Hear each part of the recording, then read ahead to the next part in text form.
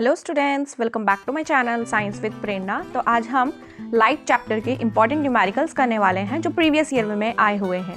और अगर आप मेरे चैनल पर नए हैं तो प्लीज़ मेरे चैनल को सब्सक्राइब कर दें और बेल बटन को भी प्रेस कर दें सो दैट आपको मेरी हर लेटेस्ट नोटिफिकेशन मिलती रहे। तो चलिए वीडियो को शुरू करते हैं। So the first question is a person needs a lens of power -4.5 dioptre for correction of her vision. First part, what kind of defect in vision is she suffering from? Second part, what is the focal length of the corrective lens? Third part, what is the nature of the corrective lens? तो यहाँ पे इसका जो power है वो कितना दे रखा है? माइनस का 4.5 डायोप्टर। जब पावर इसकी माइनस की 4.5 डायोप्टर है तो उस केस में किस टाइप का डिफेक्ट होता है?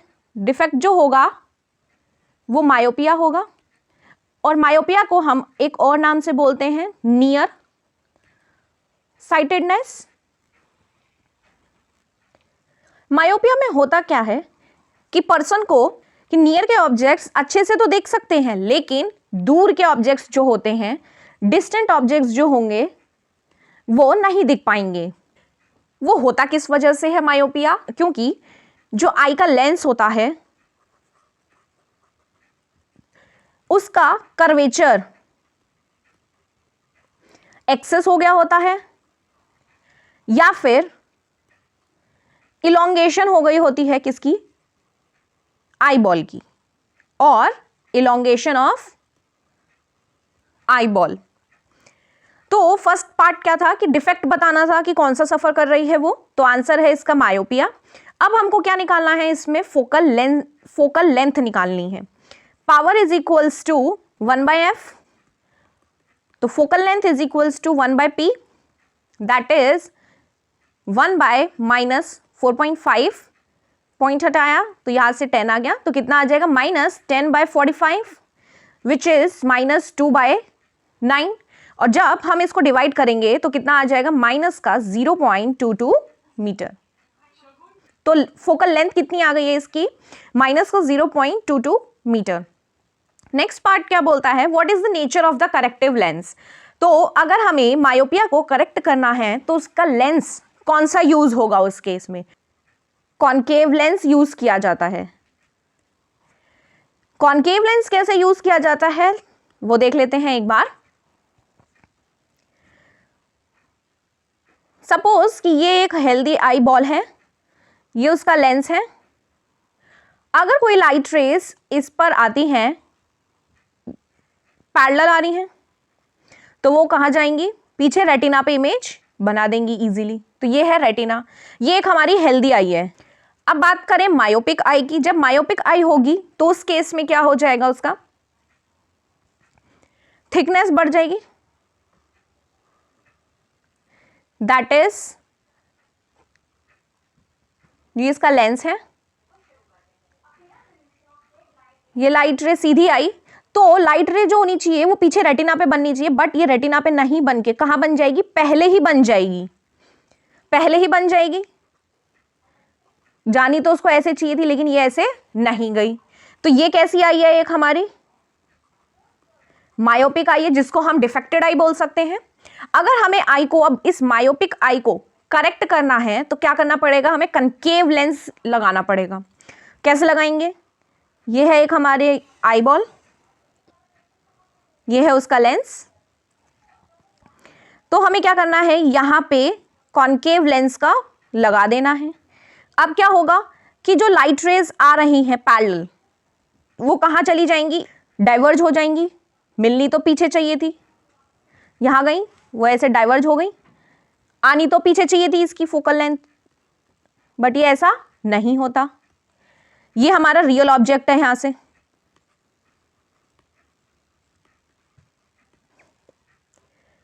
और ये हमारा जो है वो कैसा ऑब्जेक्ट है? वर्चुअल ऑब्जेक्ट है।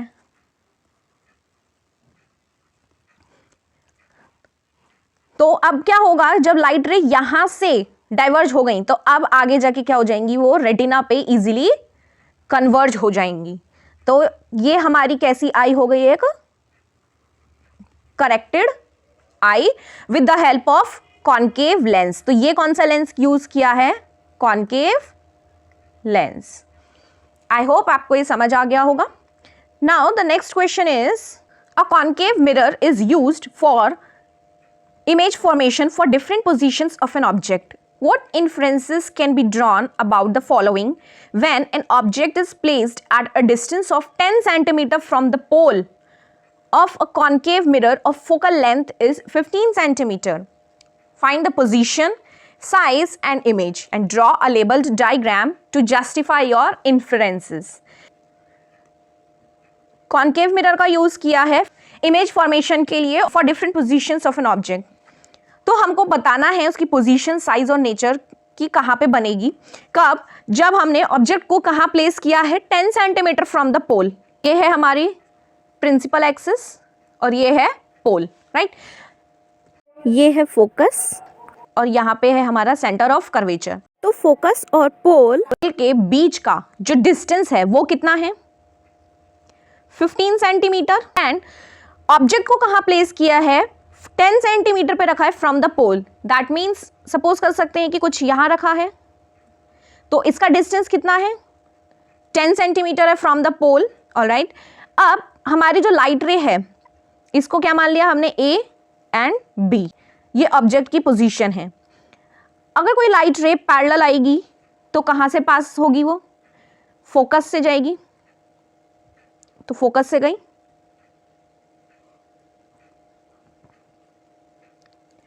और सेंटर ऑफ कर्वेचर से जाती है तो कहां से पास होती है, वो वहीं से ही पास होती है। बट ये तो कहीं मीट नहीं कर पाएंगी, तो ये कहां जाएगी, पीछे की साइड जाएगी कहीं। ऑब्जेक्ट की पोजीशन कहां बनेगी, जब इमेज जो बनेगी इसकी, ये है ए डैश और ये है बी डैश। तो ऑब्जेक्ट की इमेज कहां बनेगी, यहां पे बनेगी। हमसे पूछा था कि पोजीशन क्या होगी इमेज की, तो इमेज की पोजीशन में हम क्या लिखेंगे, यहां पे बिहाइंड द मिरर, मिरर के पीछे बनी है। साइज पूछा है कि कैसी बनी है, तो हम क्या लिखेंगे यहां पे, मैग्नीफाइड, बड़ी बनी है। नेचर कैसा है इसका, तो नेचर क्या होगा, वर्चुअल एंड इरेक्ट। और लास्ट केस में हमको क्या बताना था, इसका डायग्राम, तो ये इसका क्या है, डायग्राम है। Now the next question is,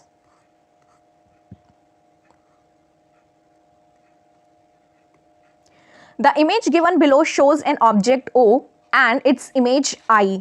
तो ये क्या है, हमारा ऑब्जेक्ट है, और ये जो है I वाला वो कौन है, इसकी इमेज है ऑब्जेक्ट की।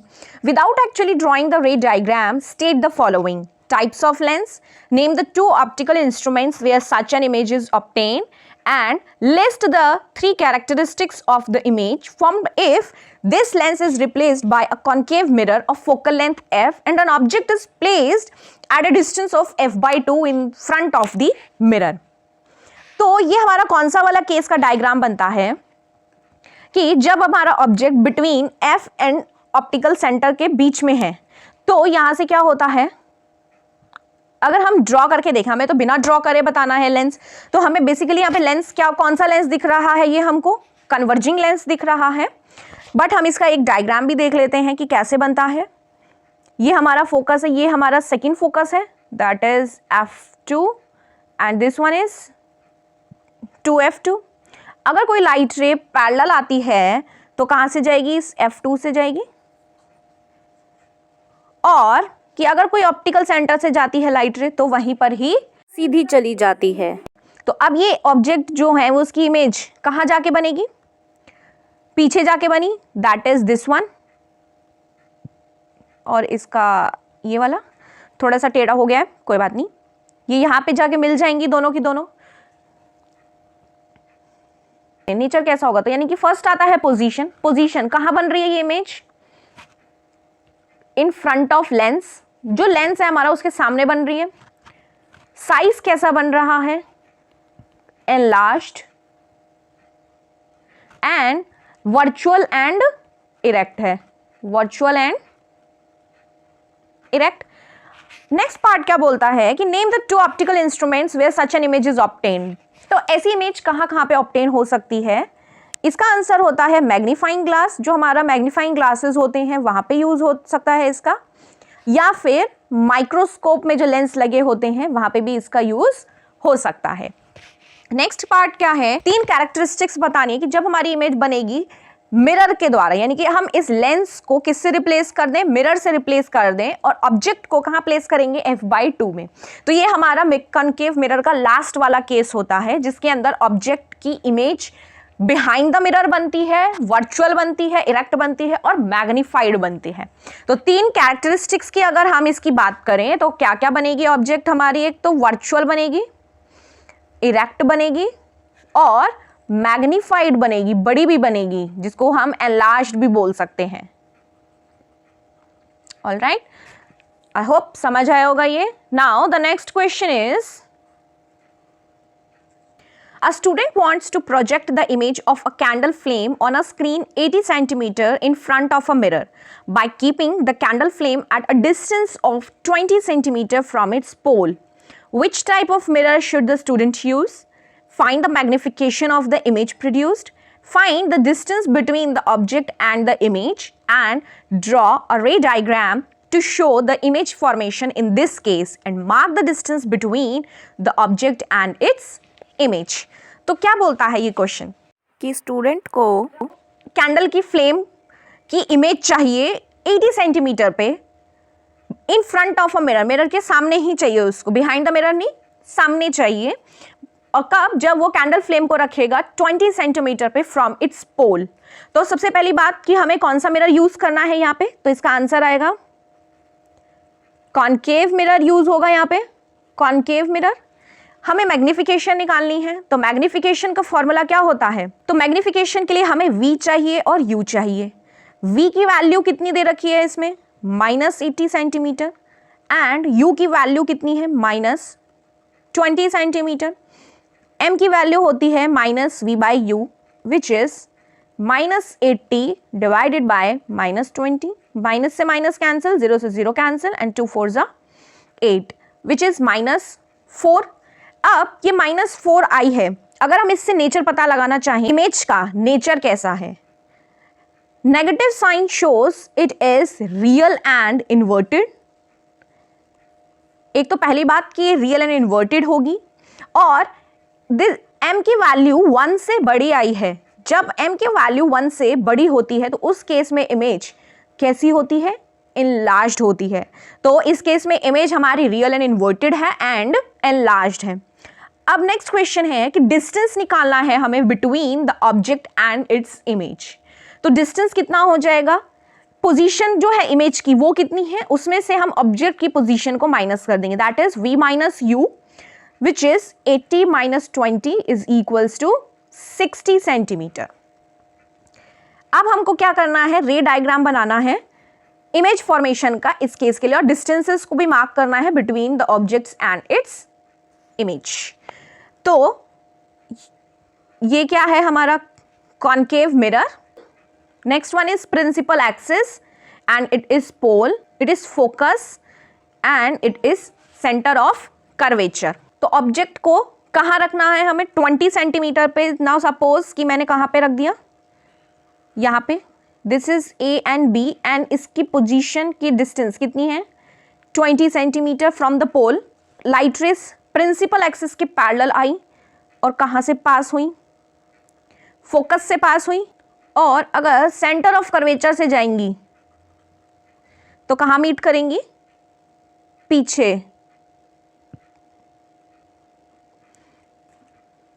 यहां पे कई इमेज बन जाएगी,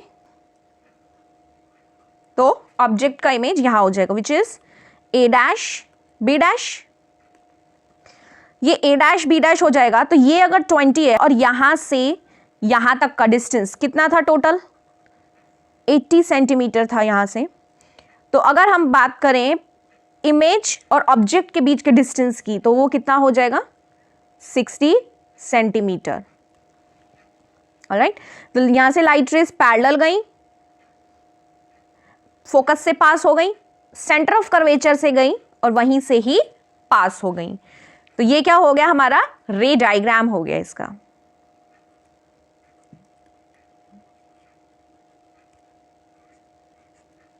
now the next question is, on entering in a medium from air, the speed of light becomes half of its value in air. Find the refractive index of that medium with respect to the air. Second part, a glass slab made of a material of refractive index N1 is kept in a medium of refractive index N2. A light ray is incident on the slab. Draw the path of the rays of the light emerging from the glass slab. First case, when N1 is greater than N2. Second is N1 is equals to N2 and third one is N1 is less than N2. जब light रे enter करती किसी medium में from air से, तो speed of light जो है वो हाफ हो जाती है अपनी वैल्यू से इन एयर. तो रिफ्रैक्टिव इंडेक्स निकालना है हमें उस मीडियम का with respect to the air. तो कैसे निकालेंगे? रिफ्रैक्टिव इंडेक्स किसके बराबर होता है? Speed of light in vacuum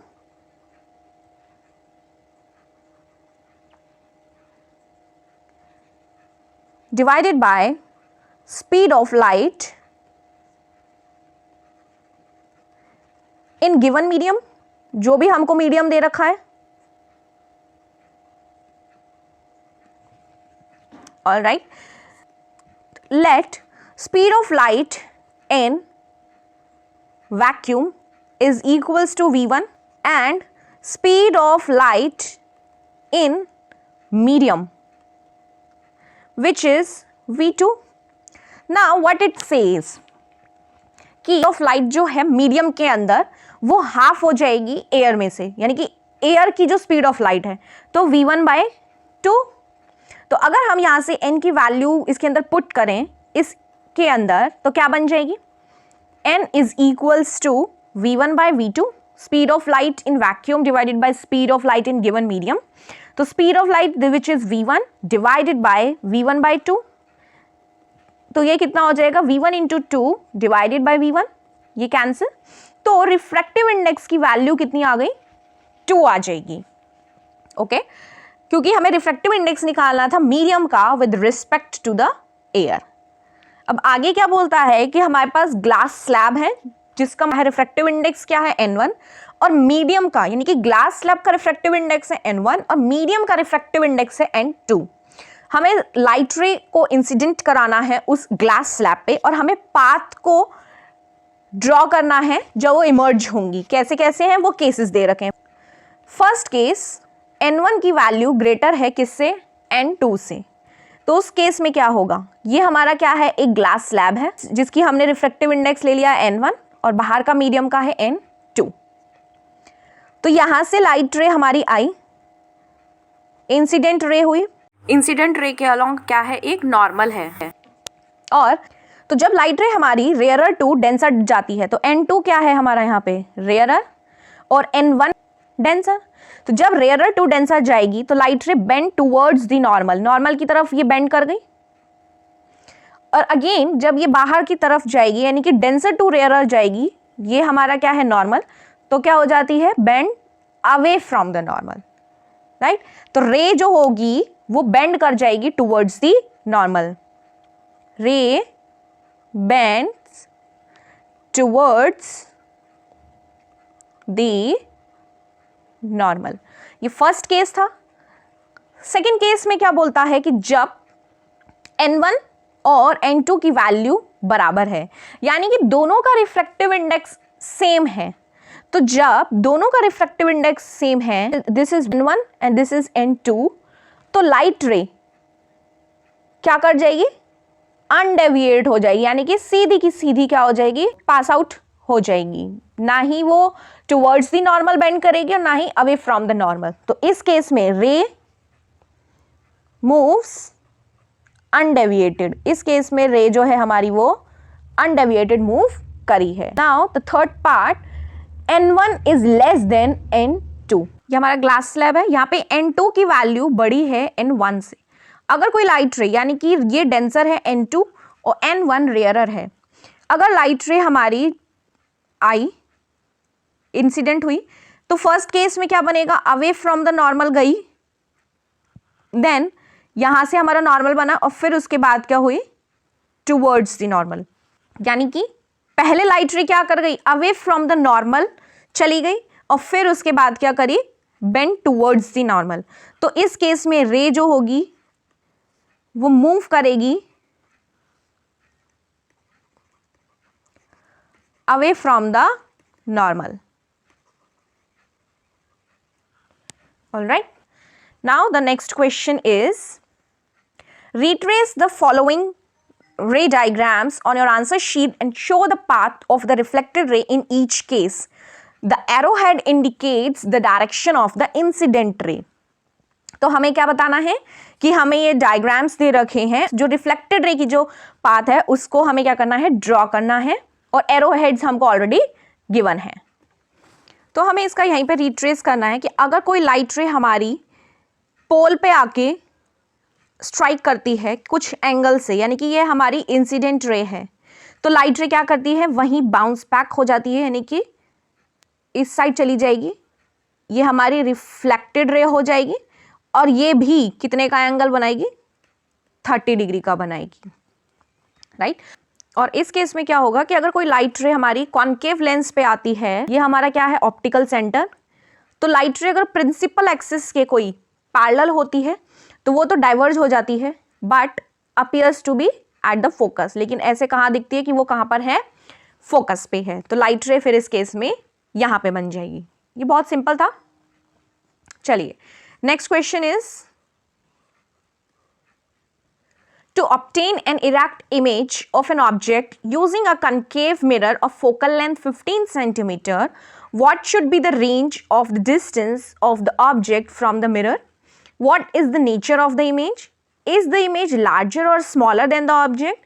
And draw a ray diagram to show the image formation in this case. तो क्या चाहिए हमें, इरेक्ट इमेज चाहिए किसी ऑब्जेक्ट की कॉन्केव मिरर का यूज करके, जिसमें फोकल लेंथ हमको दे रखा है 15 सेंटीमीटर, और ऑब्जेक्ट का क्या डिस्टेंस होगा मिरर से हमें वो भी बताना है, नेचर बताना है, और ये भी बताना है कि इमेज लार्जर है या स्मॉलर है देन द ऑब्जेक्ट, और रे डायग्राम भी बनाना है इमेज फॉर्मेशन के लिए।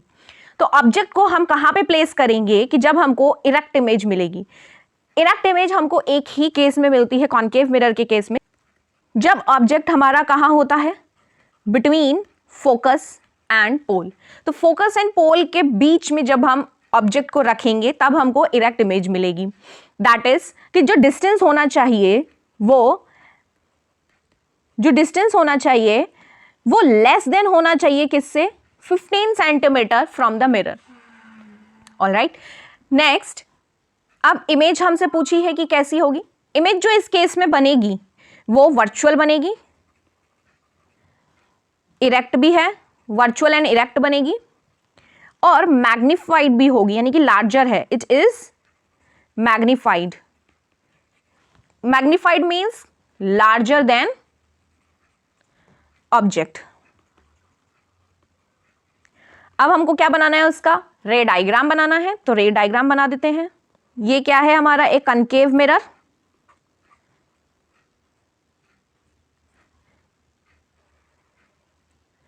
ये है फोकस, और ये है centre of curvature,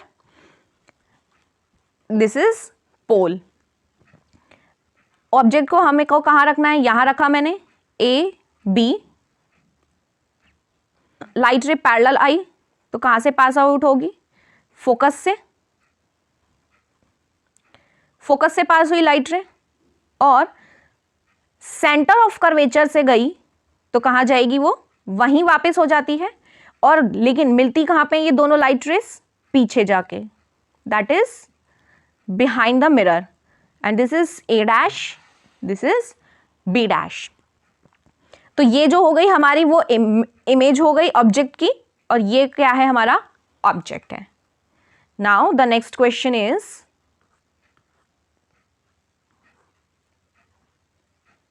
how is the refractive index of one transparent medium with respect to another related to the absolute refractive indices of the two medias? Why cannot the absolute refractive index of a medium be less than 1? Third part, light enters from air to medium containing alcohol with refractive index is 1.36. What is the speed of light in alcoholic medium if speed of light in vacuum is 3 × 10⁻⁸ meter per second?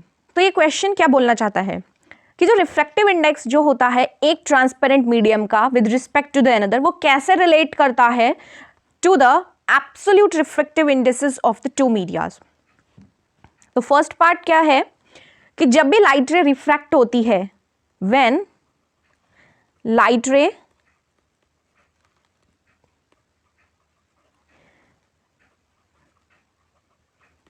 Refracted from medium 1 to medium 2, तो उसका जो relation होता है किस किस के बीच में, refractive index of medium 2 with refractive index of medium 1। तो उसके जो एब्सोल्यूट रिफ्रैक्टिव इंडेक्सेस जो हम फाइंड आउट करते हैं वो कैसे करते हैं, n21 is equals to n2 divided by n1. Here the n2 is absolute refractive index of medium 2,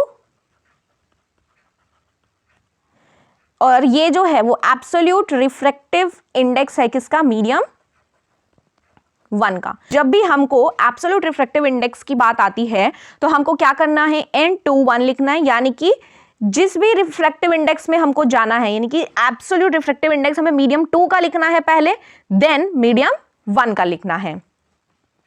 next question क्या बोलता है कि जो एब्सोल्यूट रिफ्रैक्टिव इंडेक्स होता है मीडियम का, वो 1 से लेस क्यों नहीं हो सकता। तो जो एब्सोल्यूट रिफ्रैक्टिव इंडेक्स होता है किसी भी मीडियम का, absolute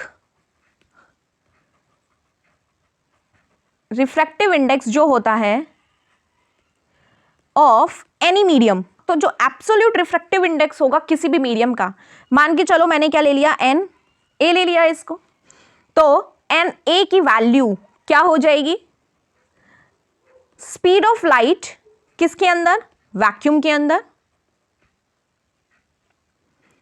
to the speed of light in that medium, जिस मीडियम में हमने उसको रखा है। तो क्या हो जाता है यहां पे, c divided by speed of light in any medium which is V A. तो N A is equals to C by V A, ये एक रिलेशन आ जाता है हमारे पास। तो स्पीड ऑफ लाइट जो है वैक्यूम के अंदर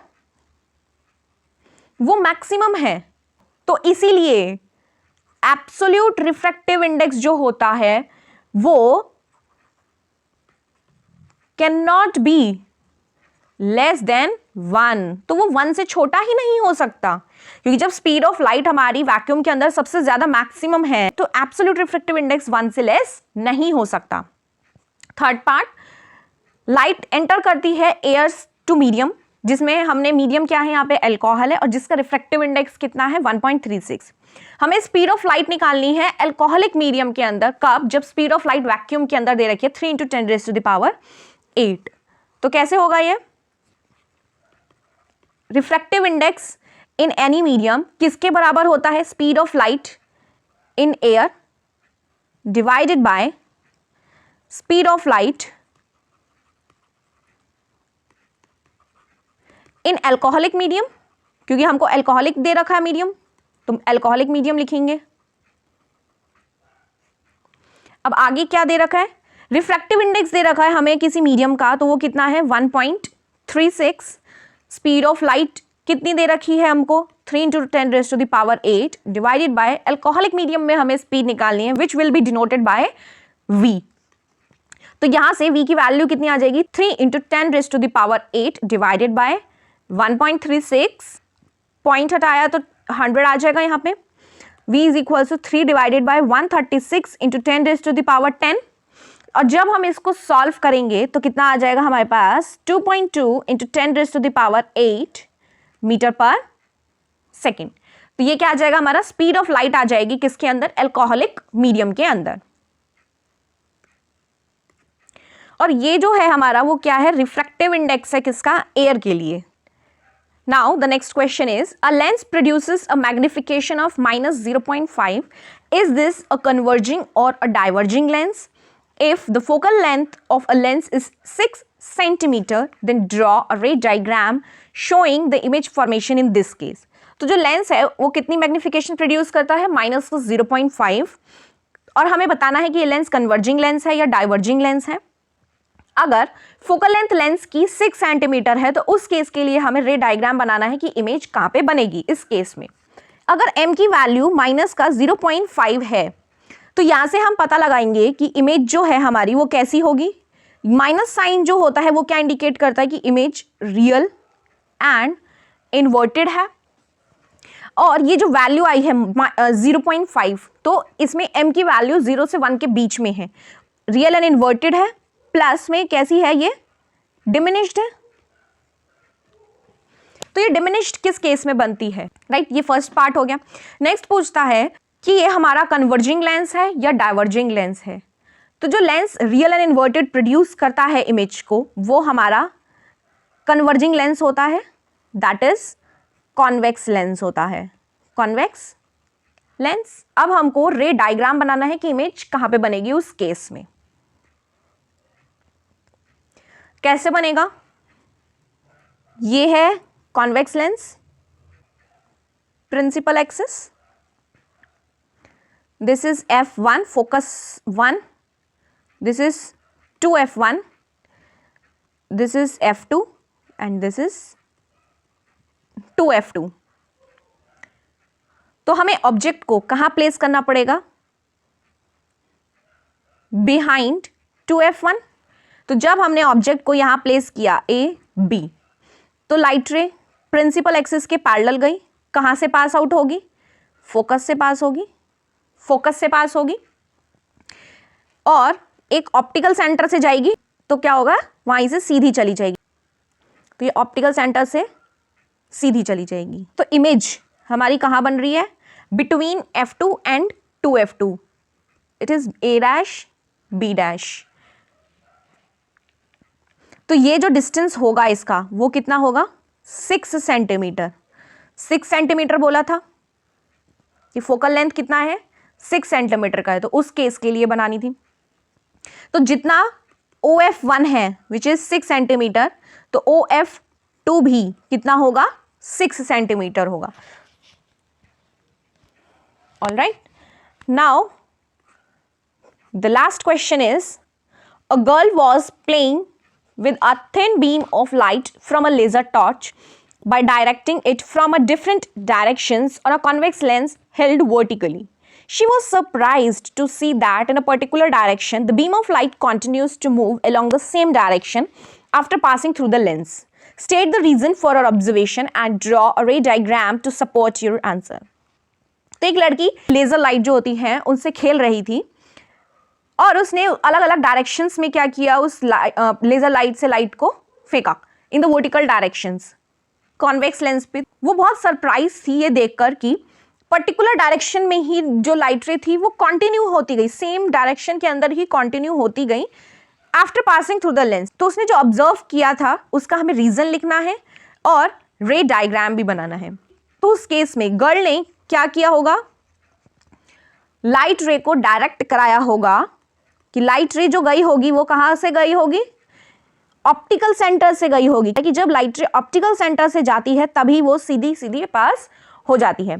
तो जब गर्ल ने क्या किया, लाइट रे को पास किया होगा और वो कहाँ से गई होगी, ऑप्टिकल सेंटर से गई होगी। उस लेंस के जो रे ऑफ लाइट होती है वो पास कर जाती है straight to the optical centre of the lens. जो रे ऑफ लाइट होती है वो पास करती है straight through the optical centre of a lens. अब इसका रे डायग्राम बनाना है तो वो कैसे होगा, कॉन्वेक्स लेंस लेना है हमको। ये क्या है, इसका ऑप्टिकल सेंटर है, ये फोकस 1 है और ये फोकस 2 है। अगर लाइट रे ऑप्टिकल सेंटर से जाती है तो वो वहीं चली जाती है, कहीं और डेविएट नहीं होती। तो ये इसने ऑब्जर्व किया। क्या ऑब्जर्व किया होगा उसने कि जब लड़की लाइट रे को फॉल करवाती है लेंस पर तो वो ऑप्टिकल सेंटर से जाती है। लाइट रे कहाँ से पास आउट हुई होगी, ऑप्टिकल सेंटर जो है इस लेंस का वहां से पास आउट हुई होगी, क्योंकि ऑप्टिकल सेंटर से ही लाइट रे जो होती है वो स्ट्रेट पास हो जाती है और कहीं पे भी वो डेविएट नहीं होती है। तो आज की वीडियो में इतना ही। अब हम नेक्स्ट वीडियो में मिलेंगे। आई होप आपको ये सारे क्वेश्चंस अच्छे से समझ आ गए होंगे। अब हम नेक्स्ट वीडियो में मिलेंगे। Till then take care and bye bye.